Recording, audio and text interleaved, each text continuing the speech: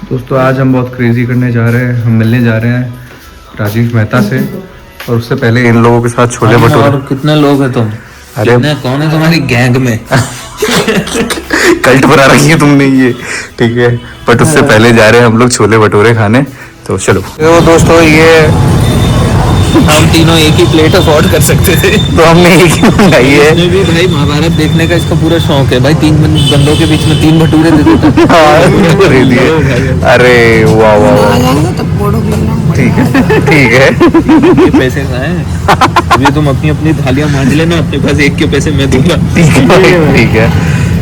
अबे थाली मांझने की बारी मेरी थी आज। जय हो जय हो। अरे वाह, तीनों आ गई। ये हुई बात। ओ वाह भाई वाह। हाँ लस्सी ले आओ, लस्सी ले आओ। निकल चुके हैं दोस्तों, अब मेट्रो से जाएंगे, पहुंच के आपको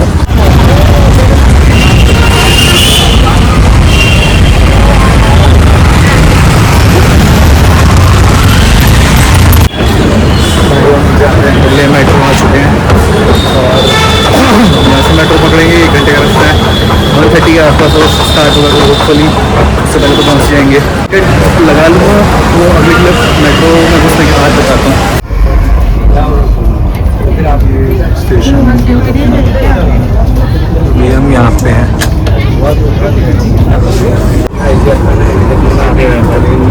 22 फ्लोर पे जा रहा है।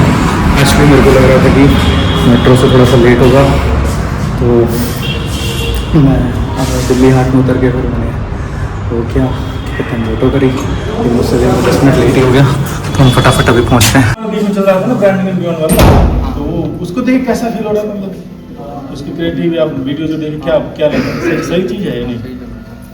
देखा था और नया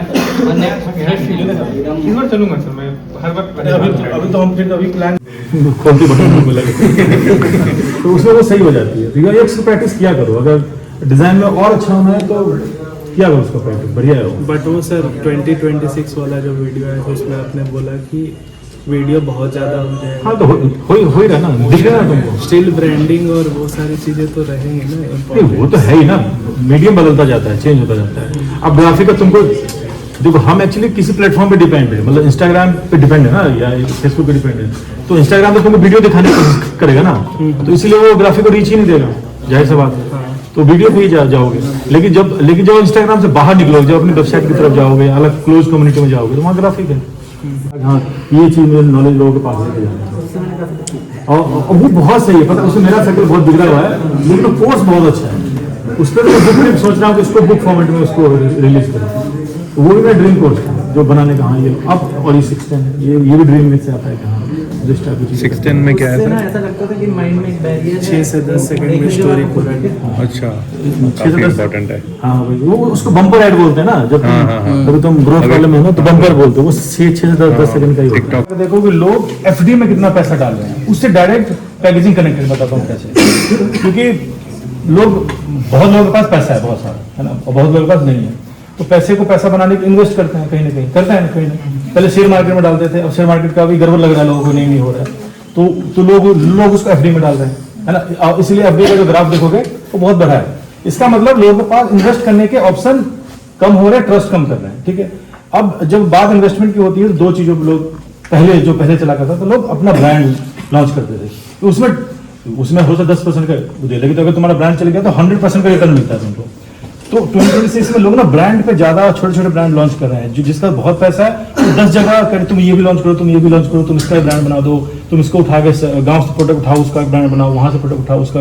इसीलिए बहुत सारे आपको माइक्रो प्रोडक्ट मार्केट में दिख रहे हैं, छोटे जिसका कभी हो ही नहीं सकता था। पहले एक ही कंपनी थी जो सब कुछ देती थी, अब हर एक चीज की 10 कंपनी है।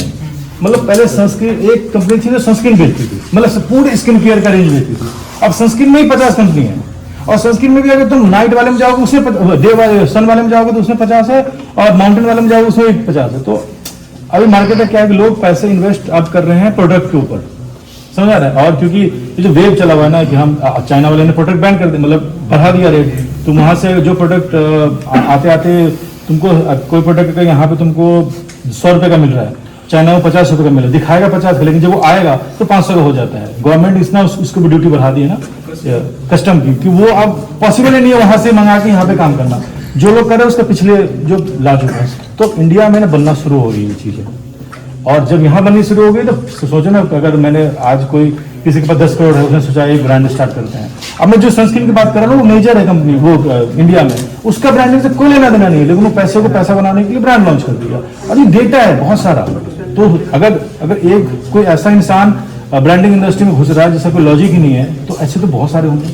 फिर पैकेजिंग का तो रोल बढ़ने वाला है, तो इसीलिए पैकेजिंग सीखना बहुत जरूरी है। सबको बोलता होगा, मतलब ऐसा कोई नहीं है जिसको गट फीलिंग नहीं आती। और गट फीलिंग क्या होता है? डेटा होता है जो तुम दिन भर में कंज्यूम करते हो। पूरे दिन में जो चीज तुम कंज्यूम करो, तुम्हारा माइंड उस सबको एक जगह इकट्ठा करता है और फिर उसमें से कंक्लूजन निकालता है कि ये हो सकता है। वो तो उसको हम गट फीलिंग बोलते हैं, है ना। वो और वो सबको होता है। तुमको भी पता है कि अगले नेक्स्ट चीज में क्या होने वाला है। अगर तुमको ये नहीं पता चल रहा है कि नेक्स्ट क्या होने वाला है, तो तुम ना तो कभी ग्रेटर हेल्थ बन पाओगे, ना तुमको कोई आइडिया होगा। और वो क्या नेक्स्ट क्या चल रहा है उसके लिए घर से बाहर निकलना पड़ता है, चीजों को ऑब्जर्व करना पड़ता है, देखना पड़ता है।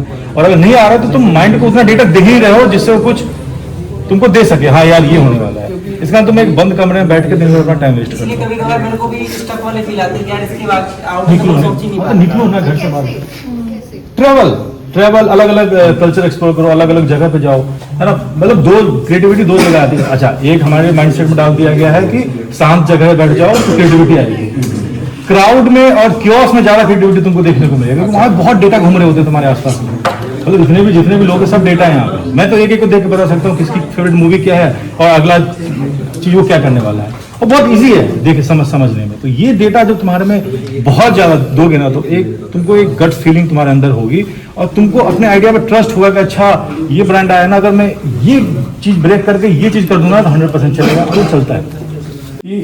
मैं और अच्छे तुमको समझाने की कोशिश करता हूँ। जैसे कि एक फैब्रिक मार्केट में नया आया है जिसको वो बहुत इको फ्रेंडली फैब्रिक है, ठीक है। अब वो फैब्रिक किसने लॉन्च किया? एक टी शर्ट बनाने वाले कंपनी ने उस फैब्रिक को लॉन्च किया, या एक इन्वायरमेंट पे काम करने वाले एक बंदे ने उस फैब्रिक को लॉन्च किया? बताओ। हाँ, उसका फैशन डिजाइन से कोई मतलब नहीं है ना, उसको कस्टमर का भी नहीं पता, उसने उस चीज को लॉन्च किया। मतलब वही करता है ना। अब तुमने कोई फैब्रिक नया देखा तो उसको किसने बनाया? एक टी शर्ट बनाने वाली कंपनी ने बनाया, या एक इन्वायरमेंट बनाने वाले बंदे ने, इन्वायरमेंट पे काम करने वाले बंदे ने काम किया, जो दिन भर ग्लोबल वार्मिंग की चीजें देखते हैं। प्लास्टिक से उसको बहुत नफरत है, प्लास्टिक क्यों इतना आ रहा है, फैशन में इतना पॉल्यूशन क्यों है, लोग कपड़े क्यों फेंके हुए। उसने वो चीज इन्वेंट किया और उसने वो चीज देखा भी कि अगर मैं ये चीज करता हूँ ना, अगर मैं ये फैब्रिक में इंट्रोड्यूस करता हूँ तो उसका प्रेजेंटेशन ऐसे नहीं ऐसे होना चाहिए, कलर भी इसका ये नहीं वो होना चाहिए। उसी ने डिसाइड किया ना। तो इसी तरीके से जब मैं डिजाइनर का फाइनल प्रोडक्ट कभी नहीं देखता, छोटे छोटे पार्ट में ब्रेक करो। टाइपोग्राफी, फॉन्ट्स, कौन सी कंपनी फॉन्ट्स बनाती है, कौन सा आर्टिस्ट ने फॉन्ट बनाया। तुम किसी भी कंपनी के फॉन्ट वाले पेज को फॉलो करो जो फॉन्ट्स डिजाइन करती है, तुमको पता चल जाएगा कि इस फॉन्ट को किस डिजाइन पे और किस तरीके से उसको यूज करना चाहिए। तो एक मैंने तुमको बताया। इस तरीके से कलर में देखो कि आप घर से बाहर निकलो, देखो कि एक अचानक तुम्हारे दिमाग में एक नया कलर पॉप करेगा मार्केट में, जो आज से पहले तुमने कहीं कलर देखा ही नहीं था। यार ये अब उसको डेटा एनालाइज करो कि ये मुझे कितनी बार दिन में दिख रहा है। मतलब अभी ये कलर दिखा, हो सकता है थोड़ी दिन के बाद और कलर दिख जाए, उसके बाद और कलर। अगर ये बहुत तुमको दिन में 10 बार 15 बार दिख रहे हैं जो पहले कभी नहीं दिखा, वो ही कलर चलने वाला है आने वाले टाइम में, क्योंकि कुछ लोगों ने स्टार्ट करना कर दिया। ऑलिव ग्रीन कलर एक आता था, अचानक से बहुत कम दिखते थे, वो देखो जो उसने पहना हुआ है। वैसा कलर कुछ दिन में बहुत ज्यादा दिखना स्टार्ट हो गया था, हर जगह दिख रहा था। इस टाइप के नियॉन कलर पहले बहुत चलते थे, अभी भी चलना स्टार्ट हो गया है। और इस पे नाइकी ने भी इसके ऊपर पूरा अपना स्पोर्ट्स वियर ही नियॉन पे बना दिया। इससे पहले कभी नहीं हुआ था। वो नियॉन या तो ब्लैक होते थे, या फिर व्हाइट होते थे, या पिंक होते थे। नियॉन वाला ग्रीन में कभी नहीं आया। तो इस तरीके से कलर हमने डिकोड कर लिया, हमने टाइप डिकोड कर लिया, हमने कलर डिकोड कर लिया। उसके बाद हमने प्लेसमेंट डिकोड किया कि लोग डिजाइन किस तरीके से प्लेस करते हैं, क्या करते हैं। तो उसमें भी तुमको कुछ ऐसे ब्रांड को फॉलो करो जो मार्केट में एकदम न्यू है। अगर कोई नया चीज है तो उसका मार्केटिंग भी नया ही होगा। जो चीज जिंदगी में पहली बार आ रही है उसका मार्केटिंग भी जिंदगी में पहली बार जैसा ही होगा, पुराने तरीके से नहीं होगा जैसे वो इंटरनेशनल ब्रांड को खराब कर रहा है बैठ के वैसा नहीं होगा। तो ऐसे अलग अलग चीजों का डेटा अपने दिमाग में कंज्यूम करो और तुम्हारा काम यहाँ पे खत्म हो जाता है। इसके बाद तुम दिमाग के मैकेनिज्म पे ट्रस्ट करो, वो तुमको कुछ ऐसा डिसीजन ला के देगा जो तुम्हारी गट फीलिंग बोलेगी कि ये 100% चलेगा, वो चलता है। मैं बताता हूँ, अगर अगर अगर देखो ये जो तुमने क्वेश्चन पूछा ना, उससे हो सकता है बहुत लोगों का आगे का जिंदगी डिसाइड हो जाए क्या करना है। मार्केटिंग में जाना है। नहीं सबको डिसाइड होता है। अब जब तुम क्रिएटिव पार्ट पे आते हो, अपने आप को क्रिएटिव इंडस्ट्री में टॉप पे देखना चाहते हो, तो आपको 3-4 चीजों से हट के सोचना पड़ेगा।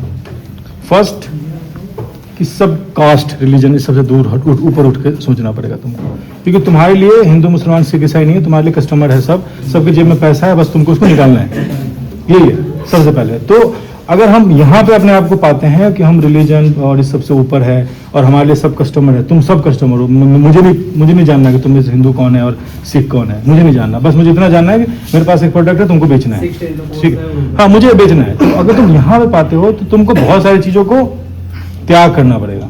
अगर और तुमको हर एक ऑडियंस को समझना पड़ेगा, उसका माइंडसेट, और हर ऑडियंस का ना एक पॉइंट आता है जहाँ पे सबका इमोशन जुड़ता है ना। मतलब किसी को मरते हुए देख के हर कोई रोता है, ऐसा नहीं कि एक कोई हंसता है। अब हंसते भी लोग, लेकिन पहले मतलब हंसते हैं, ऑनलाइन हंसते हैं, है ना। तो वो चीज को तुमको समझना पड़ेगा। तो एक तो जब तुम पीयूष पांडे की या किसी को बात करो तो उन लोगों के लिए हम सब कस्टमर थे, हम कोई हिंदू मुसलमान सिख ईसाई नहीं थे, हम कस्टमर थे। और तुमको भी उसी तरह से सोचना पड़ेगा, क्योंकि अगर तुमने किसी का इमोशन ब्रेक कर लिया तो तुम उससे कुछ भी बेच सकते हो, मुझे ऐसा पर्सनली लगता है। और इसीलिए उसके एड्स आज भी किसी भी जाति धर्म के लोग देखे उसको मस्त लगता है, बोलता है क्या बात है। तो वो चीजें सबसे अगर ये तुमने चीजें कर लिया कि तुम सबको कस्टमर की तरह देखो, तो फिर तुमने सारा चीज ही डिकोड कर लिया, फिर तुमने ऑलमोस्ट सब चीज डिकोड कर लिया। फिर तुम उसके पसंद के बारे में जानना शुरू करोगे, फिर तुम उसके परचेजिंग पावर के बारे में जानना शुरू करोगे, परचेजिंग हिस्ट्री, डिसीजन मेकिंग के बारे में जानना शुरू करोगे कि ये किस जगह पे आकर डिसीजन बनाता है कि मुझे ये टी शर्ट लेना ही लेना है। हाँ, कंज्यूमर बिहेवियर समझना पड़ेगा। तो उनको डिकोड करोगे तो कंज्यूमर बिहेवियर को तुम अच्छे से डिकोड कर लोगे। तो मैं भी नहीं कर सकता, वो तो खैर टाइम आएगा धीरे धीरे। लेकिन अगर तुम चाहते हो कि तुम क्रिएटिव इंडस्ट्री में ऊपर जाओ तो तुमको इस सब से हट के सोचना पड़ेगा, ऊपर उठना पड़ेगा, मुझे ऐसा लगता है। भाई कितने लोग एग्री करते हो, हाथ उठा दो। भाई तो अभी जस्ट इवेंट से फ्री हुए हैं। हाँ, अभी जो ऊपर देख रहे हैं द सोशल स्टेज, वहाँ पे हुआ था ये, ठीक है, मीटअप, एंड बहुत कुछ सीखने को मिला। Basically I will post more on my YouTube, on my designing YouTube, ठीक है। बहुत उन्होंने बेसिक ज़्यादा फोकस किया था कि भाई अपना पर्सनल ब्रांडिंग स्टार्ट करो। थंबनेल्स होते हैं वो काफ़ी अलग होते हैं, वो बहुत क्लिकेबल वाले नहीं होते हैं। तो जो क्लिकेबल वाले थंबनेल्स हैं, नहीं उनके जो थंबनेल्स होते हैं ना वो क्लिकेबल नहीं होते हैं, वो अलग डिज़ाइन वाले होते हैं। तो मैंने वही पूछा कि उसके पीछे क्या कोई रीज़न है, तो उन्होंने वही बोला कि नहीं, मैं जो कंटेंट बनाता हूँ मैं ये सोचता हूँ कि मैं किसी डिज़ाइनर को इसमें उधर है क्या भैया, एक सेकेंड, मेरे को ये डाउट था कि मुझे जो थंबनेल होता है वो कैसा डिज़ाइन होता है और क्या पॉइंट ऑफ व्यू रहता है उनके पीछे। वो जब बिगनर थे तो उन्होंने सारी चीज़ें कैसे सॉल्व करी थी, तो मतलब इट वॉज ग्रेट, ठीक है। बट एज ए से कि मैं थोड़ा सा ज़्यादा ओवरवेल्म हो गया था और वो थोड़े से कम ओवरवेल्म थे, क्योंकि उनके लिए तो ये नॉर्मल है। मतलब हाँ, the way he handle the whole thing very good, ठीक है। बट माई प्लान वॉज कि I will gift him a pen, a Parker pen, ठीक है।